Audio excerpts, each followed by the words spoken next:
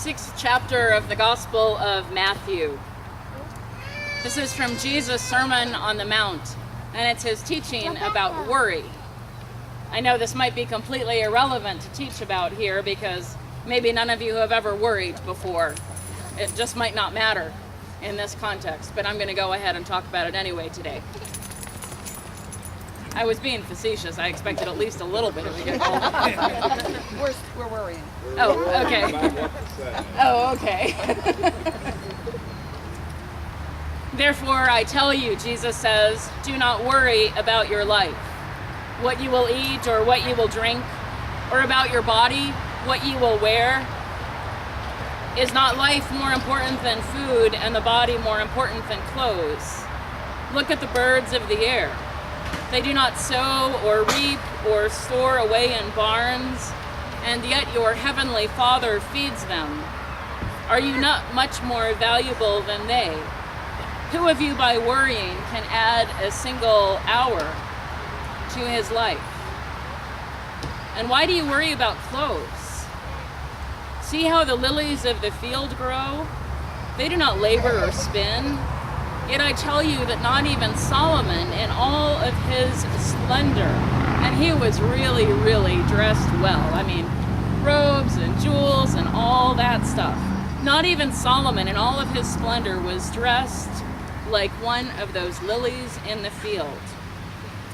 If that is how God clothes the grass of the field, which is here today and tomorrow is thrown into the fire, will he not much more clothe you, O you of little faith? So do not worry, saying, what will we eat, or what will we drink, or what will we wear? For God's got you. God's got you. Okay, the end was mine. This is the gospel of the Lord. Please be seated.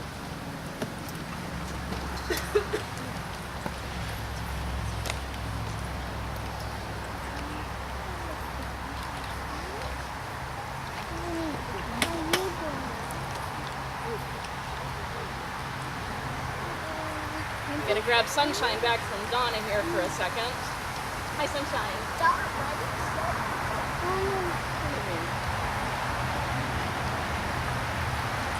Okay, so this is Casey and Sunshine. I recognize that you can't all probably see them from where you're sitting. I've had them since the fall of 2011. Is that right? Maybe it was 2010. And the way that they came into my life was that my greeter, or my groomer, posted them on my Facebook page, or on her Facebook page. And they were, as some people say, a hot mess. They were, she had posted a picture saying, I lived in Indiana at the time. Any shout out for Indiana? All right, yay!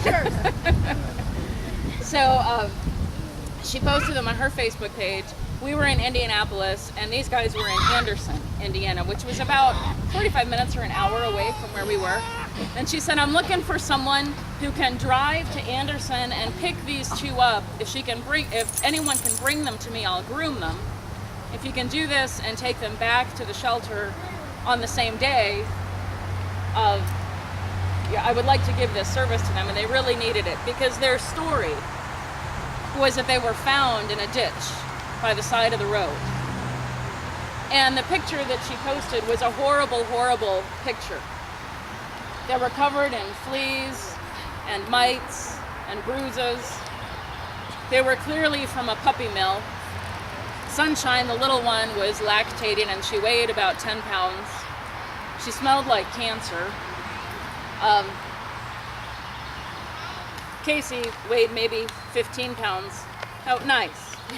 It's the first time I know that somebody's ever peed in the middle of my sermon, right there for everybody to watch. If there are other times, I don't want to know about it. Anyway, when I looked at the picture, there was just something so desperate and so horrible about it. I said, Friday's my day off. I'll go up there and I'll do it. Now, up until then, I had not been able ever to walk into an animal shelter because it just scared me to do that. I was afraid that if I did, I would have to go in with like a pickup truck so I could take every animal home with me. But I thought, well, they'll be ready for me to go. Just pick them up. They're probably like right in the front room and I won't even have to go in the shelter. But that's not how this went down. I had to walk through the shelter. I had to walk through the cages and I had to see lots of the animals who were there. But I stayed pretty focused. And when I saw these two, they were more desperate than their picture looked. But somehow, immediately, they trusted me. And we put them in crates and we put them in my car and I took them to the grooming salon where they would get taken care of. And actually, the groomer was closed that day. She opened just for them. And so they let me stay for the whole grooming episode. And it took hours to take care of them and to cut out the mats. And as soon as they were done with the grooming, Peggy had another groomer come in. As soon as they were done, they put Casey on the ground. Casey, will you do your trick? As soon as they were done, Casey did this. He just sat up because he wasn't all tied up in knots like he always had been for probably, well, who knows how long. He'd been clearly abused and clearly neglected. Now, it was an 80-degree day, and what I thought was this was an outdoor shelter, that the dogs always lived outside, because when I walked up and down the cages, they were outside, and it was an 80-degree day, and it was humid. And so at the end of the day, I thought, why don't I just keep them overnight? So the next day was also an 80-degree day, and I thought, why don't I just keep them overnight? And then the next day was like a 65-degree day, and I thought, now they're going to catch their death of cold. They've just had a haircut if I take them back. So why don't I keep them overnight? And now they're here, and I don't even know how many years ago it was. So they've obviously joined my family. I remember calling my parents, and at one point they said, why don't you just adopt those dogs? I was like, okay. Are you sure you're ready to be grandparents again? But I think about that passage from Jesus talking about the flowers of the field, don't worry, and the birds of the air, don't worry. And the other passage I think about when I think about these animals and how they look to us is Genesis 1, where God creates the whole world. And day by day by day, God creates one thing and another thing and another thing and another thing. And on the sixth day, God creates humankind. And God says, now I want you to look at creation, and I want you to have dominion over it. And then God sits back on the seventh day and looks at it all and says, this is very good, how it's all working. This is all very good. Now, when we hear the word dominion today, we tend to think of dominion as we have power over it. It's ours. We can control it. We can do whatever we want to with it. It's been given to us. But dominion in the Hebrew, in the original sense, that was given to us. It was never meant for us to strong-arm it. It was meant for us to caretake it. God made us to be co-creators, to breathe life and promise into what has been given to us. God said, I want you to steward with me this beautiful creation that I've made. And that Genesis 1 bit is followed by Genesis 3 that talks about the fall. The fall from that original grace where God is very, very happy, where it's very, very good how God has made it all. Because somehow we've messed it up. And one of the ways that we've messed it up is by how there's this separation in what God has intended and what really happens and what really takes place in our world.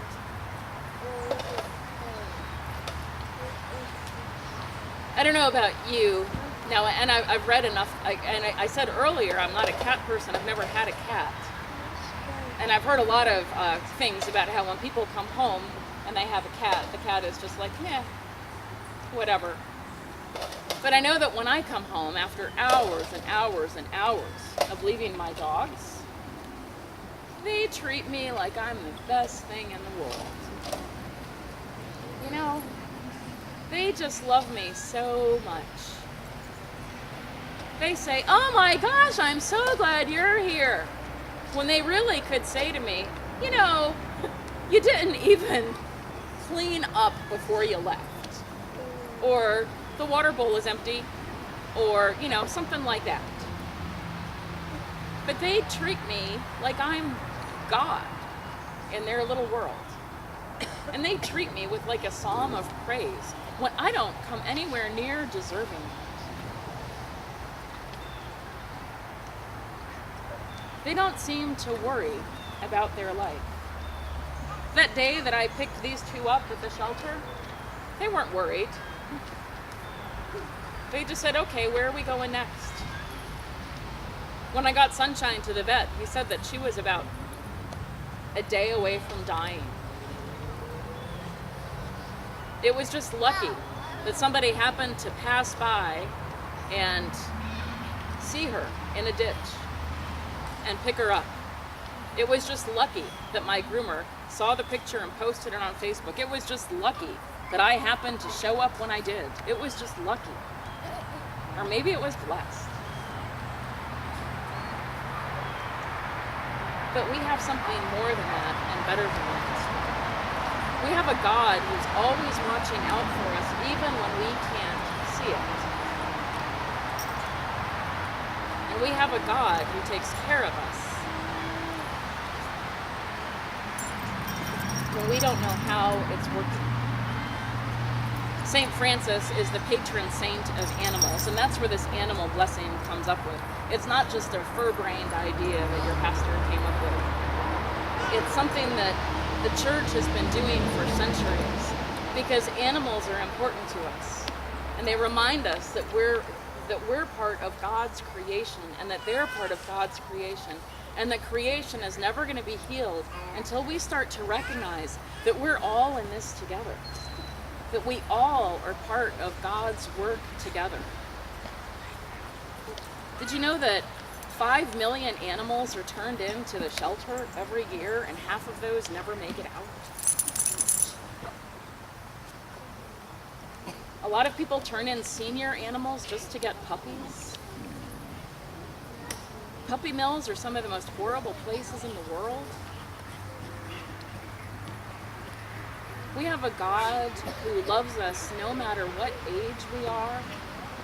We have a God who loves us no matter what our behavior is.